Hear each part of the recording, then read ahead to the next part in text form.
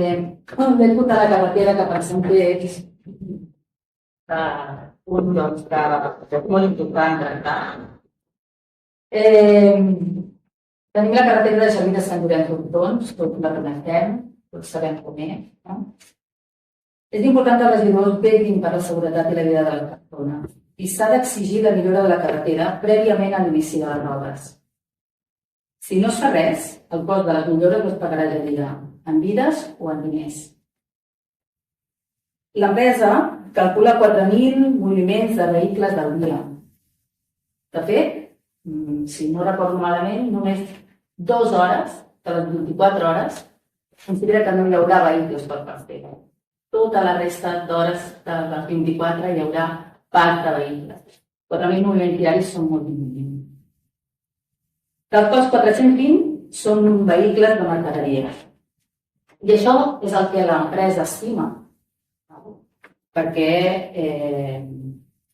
nosaltres pensem que aquest projecte de mobilitat està molt infravalorat i, de fet, es fa coincidir el valor de la mobilitat generada amb la que hi havia en el projecte anterior per no haver de fer més obres ni sense càrrec de més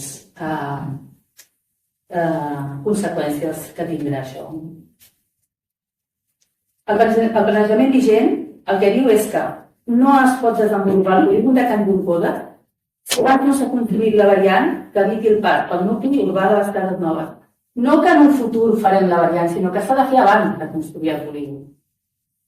Malgrat aquest requisit, que ha estat ignorat durant tot el procés d'aprovació de la modificació del PROM, la Diputació de Barcelona, i també l'empresa, en algun moment sí que ha esmentat que una mica aquest tema ha tingut en compte aquest tema de seguretat, demanant la millora de la carretera, demanant incloure condicions de seguretat mínimes per no posar en risc la vida de les persones, demanant analitzar la capacitat estructural del tren, però tot això, tampoc s'està fent.